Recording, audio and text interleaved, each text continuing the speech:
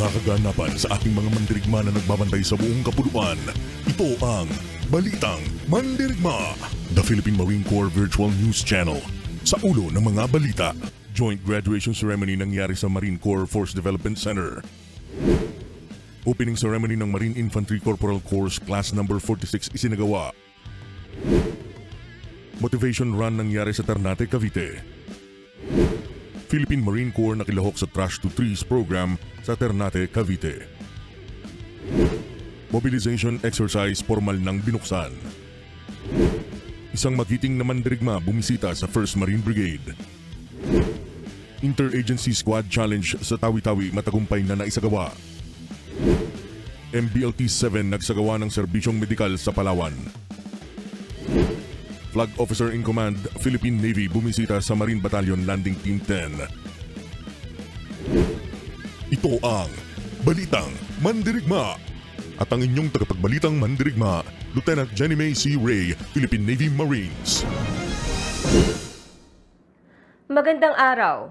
Ako si Second Lieutenant Jenny May C. Ray, Philippine Navy Marines, at ito ang Balitang Mandirigma. Joint graduation ceremony ng Combat Pistol Qualification Course Class No. 17, Marine Scout Sniper Proficiency Training Class 09, Instructor Pistol Proficiency Training Class 01, at Instructor Rifle Proficiency Training Class 01 nangyari sa Marine Corps Force Development Center, Feliciano Hall, Marine Barracks, Rojardo Brown, Fort Bonifacio, Taguig City. Matagumpay na naidaos ang joint graduation ceremony nito lamang ika-23 ng Nobyembre na dinaluhan ni Colonel Manuel Bundang, Philippine Navy Marines General Staff Corps Retired bilang panauhing pandangal. Pinatunayan ng aktibidad na ito na ang Philippine Marine Corps ay patuloy na inaangat ang kalidad ng pagsasanay lalo na sa paggamit ng mga makabagong armas. Sa pamamagitan nito, napapanatili ang kahandaan ng Philippine Marine Corps sa anumang hamon na maaaring harapin nito sa loob at labas ng ating bansa. Opening ceremony ng Marine Infantry Corporal Course Class No. 46 isinagawa. Formal nang sinimula ng Marine Infantry Corporal Course Class 46 noong ika-20 ng Nobyembre taong kasalukuyan. Ang nasabing kurso ay estratehiyang pamamaraan ng Philippine Marine Corps na may layong hasain ng kakayahan at kaalaman ng ating mga marino sa pagtupad ng kanilang tungkulin. Layunin din ito na ihanda sila sa pagganap ng mataas na tungkulin. Kabilang din dito ang magsilbing mabuting ehemplo sa kanilang mga junior marines sa pagpapanatili ng disiplina at integridad sa pagtupad ng kanilang tungkulin.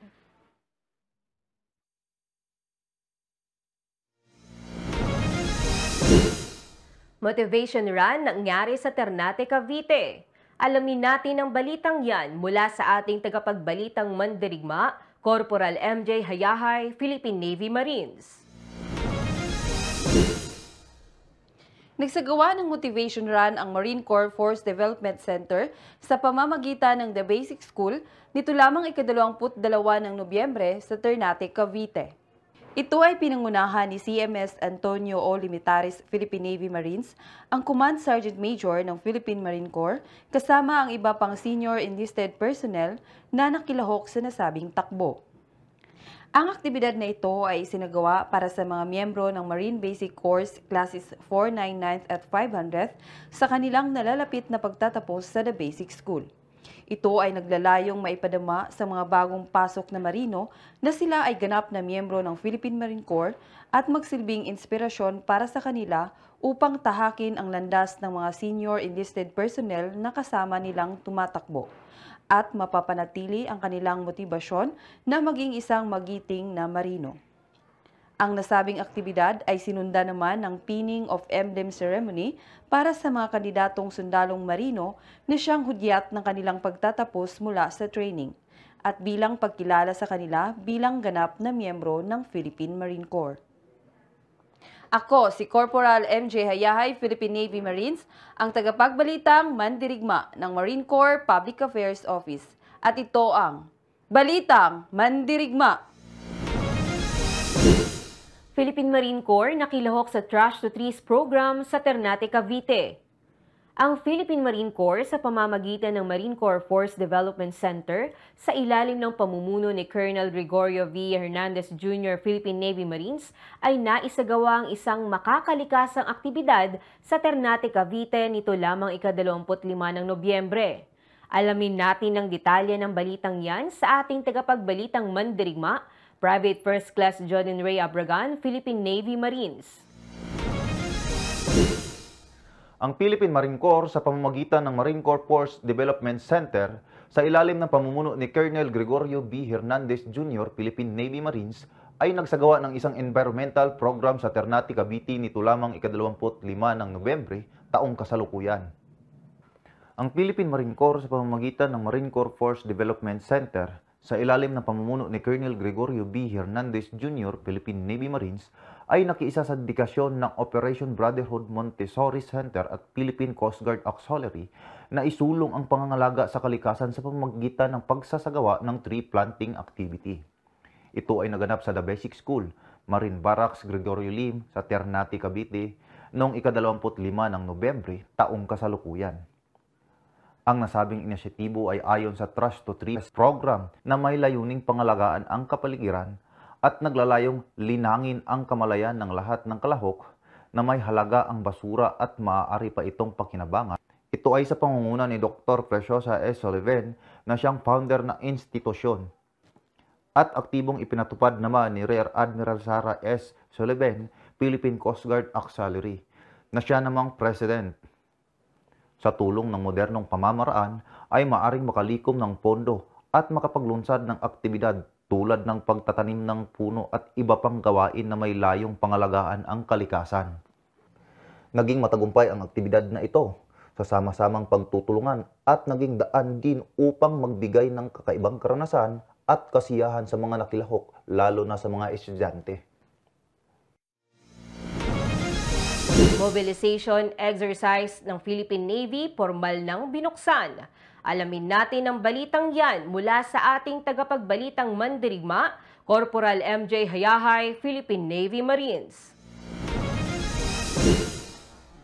Formal nang binuksan ng Philippine Navy ang mobilization exercise kasama ang Philippine Marine Corps sa isang formal na seremonya dito lamang ika-24 ng Nobyembre sa Bonifacio Naval Station Grandstand, Taguig City.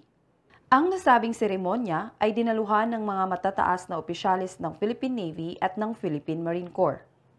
Nagtakda ang Philippine Navy ng PN Mobilization Exercise kasama ang iba't ibang Naval Operating Forces at Fleet Marine Ready Force mula ika-24 hanggang ika-17 ng Nobyembre taong kasalukuyan. Ito ay bilang bahagi ng inaprubahang PN Mobilization Plan 2021. Ang layunin ng pagsasanay na ito ay isama ang Reserve Force sa Regular Force ng Philippine Navy. Kasama sa 3 araw ng pagsasanay ang mga reservist, gayon din ang mga regular na puwersa, kabilang ang Marine Battalion Landing Team 4 na kasalukuyang sumasailalim sa Retraining and Refurbishing Program. Sa loob ng 3 araw, iba't ibang aktibidad ang isasagawa, kabilang na dito ang amphibious operations.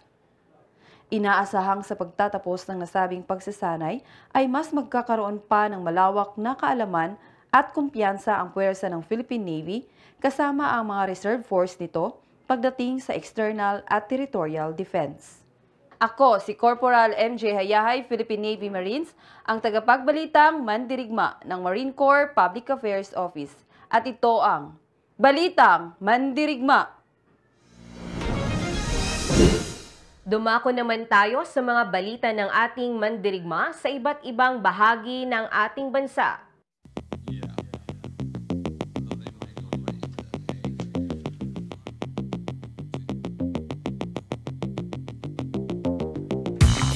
Isang magiting na mandirigma bumisita sa 1st Marine Brigade. Ang buong detalye ng balitang yan ihahatid sa atin ng ating tagapagbalitang mandirigma, Private First Class Jordan Ray Abragan, Philippine Navy Marines. Muling nagbalik si Major General Alexander F. Balutan, Philippine Navy Marines Retired, sa Camp Iranon, Maguindanao del Norte sa kanyang pagbisita sa punong himpilan ng 1st Marine Brigade noong ika-17 ng Nobyembre taong kasalukuyan. Si Major General Balutan, Philippine Navy Marines ay mainit na tinanggap ng buong puwersa ng Team Laging Handa sa pangunguna ni Brigadier General Eric A. Macaambak, Philippine Navy Marines, ang kasulukuyang commander ng nasabing brigade. Ang okasyon ay sinimulan ng pag-alay ng bulaklak bilang paggunita sa mga sakripisyo ng mga Marine Warriors noong all-out war. Ito ay sinundan ng guest book signing at talk to troops kung saan nagpahayag si Major General Balutan ng kanyang taus-pusong pasasalamat sa mainit na pagtanggap sa kanya ng nasabing unit na dati na din niyang pinamunuan. Lumahok din si Major General Balutan sa bodol fight na inihanda ng mga dating kasamahan bilang simbolo ng kapatiran at pagkapantay-pantay sa kanilang hanay. Si Major General Balutan ay kinilala bilang haligi ng paghubog ng brigade bilang isang puwersang maaasahan. Ang kanyang maigting na kampanya laban sa mga rebelding Moro sa Mindanao ay nagbigay sa kanya ng lugar upang mapabilang sa 10 natatanging sundalo noong 2011. Si Major General Balutan ay membro ng Philippine Military Academy, Class Matikas of 1983. Ako si Private First Class Jodenry Abragan, Philippine Navy Marines, ang tagapagbalitang mandirigma ng Marine Corps Public Affairs Office, at ito ang Balitang Mandirigma. Interagency Squad Challenge sa Tawi-Tawi, matagumpay na naisagawa. Alamin natin ang balitang yan mula sa ating tagapagbalitang mandirigma, Private First Class Chris Ivan Solmerano, Philippine Navy Marines. Matagumpay na nagtapos ang isang linggong Interagency Squad Challenge na isinagawa ng 2nd Marine Brigade noong ika-14 ng Nobyembre taong kasalukuyan. Ang Interagency Squad Challenge na nagsimula noong 2020 sa pamumuno ni Brigadier General Romeo T. Racadio, Philippine Navy Marines, Commander ng 2nd Marine Brigade, ang aktibidad na ito ay naglalayong mas palakasin ang pakikipagkaibigan ng militar at mga alagad ng batas at mapahusay ang pagtugon ng mga miyembro ng Joint Peace and Security Coordinating Center ng probinsya. Ito ay nilahukan ng mga kupunan mula sa iba't ibang security sectors ng Tawi-Tawi. Ngayong taon, ang Naval Special Operations Unit 1 ang kabuuang kampyon. Nagtagumpay sila sa 62nd Force Reconnaissance Company, ang back-to-back champion noong 2021 at 2022.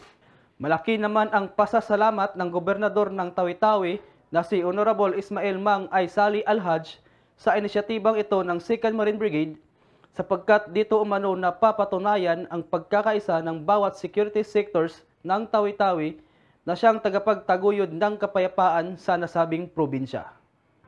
Ako si Private First Class Chris Ivan Solmerano, Philippine Navy Marines, ang tagapagbalitang mandirigma ng Marine Corps Public Affairs Office, at ito ang Balitang Mandirigma. Marine Battalion Landing Team 7 nagsagawa ng serbisyong medikal sa Palawan.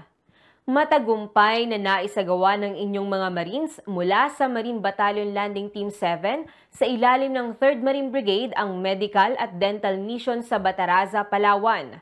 Alamin natin ang detalye ng balitang yan mula sa ating tagapagbalitang mandirigma, Private First Class Jordan Ray Abragan, Philippine Navy Marines.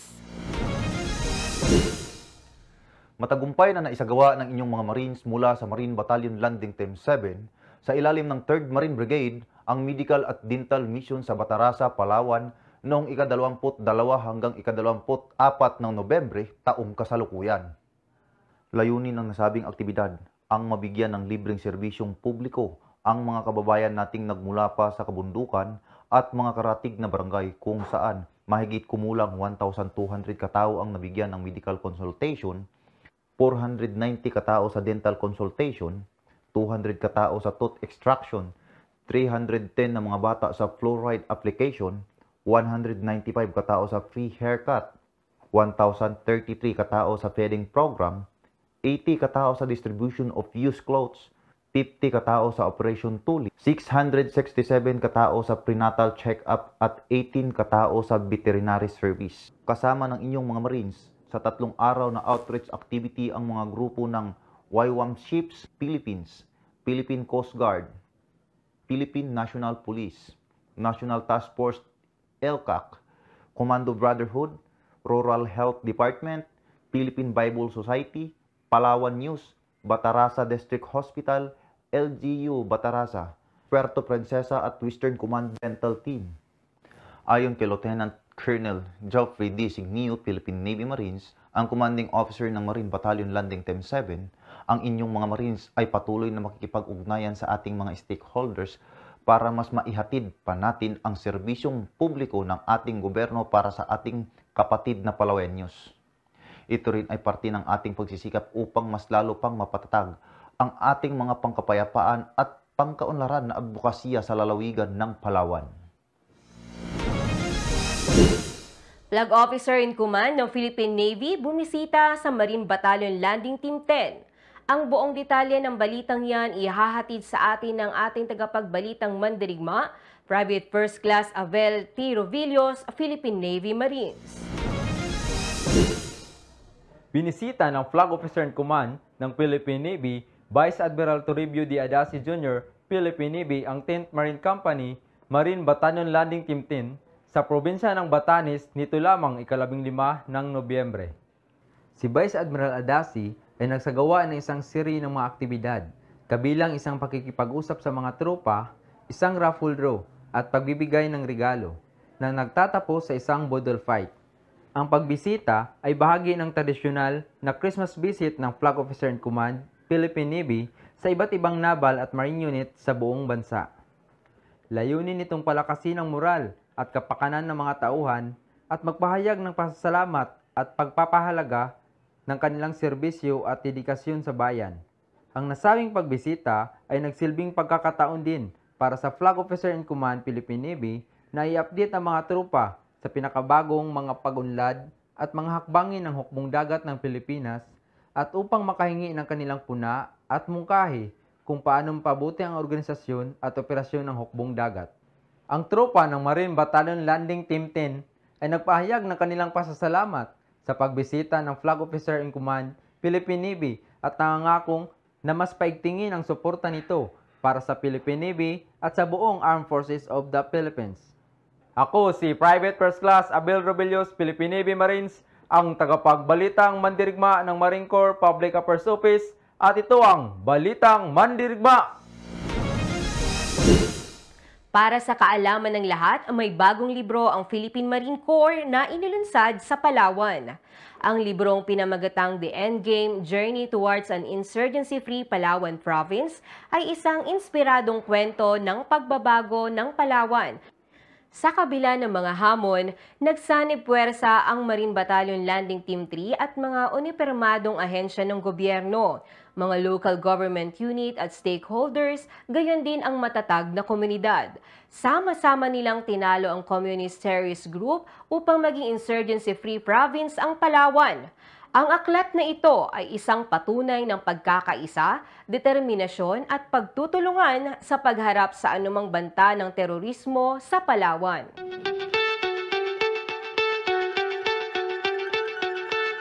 Alam niyo ba kung bakit nagsasagawa ng traditional pinning of emblem ceremony ang Philippine Marine Corps bago magtapos ang mga candidate soldiers sa Marine Basic Course? Sa kadahilanang sumisimbolo ito ng formal na pagtanggap ng Philippine Marine Corps at pagkilala sa kanila bilang mga bagong miyembro ng Marine Corps Brotherhood. Ngunit, bago pa man ang seremonyas na ito, kinakailangan muna nilang lampasan ang mga hamon sa kanila ng Marine Corps Training Center sa loob na 6 na buwan. At yan ang mga balita ng ating mga mandirigma. Ako si Second Lieutenant Jenny May C. Ray, Philippine Navy Marines ng Marine Corps Public Affairs Office, sa ngalan ng karangalan, katungkulan at kabayanihan. Ito ang Balitang Mandirigma!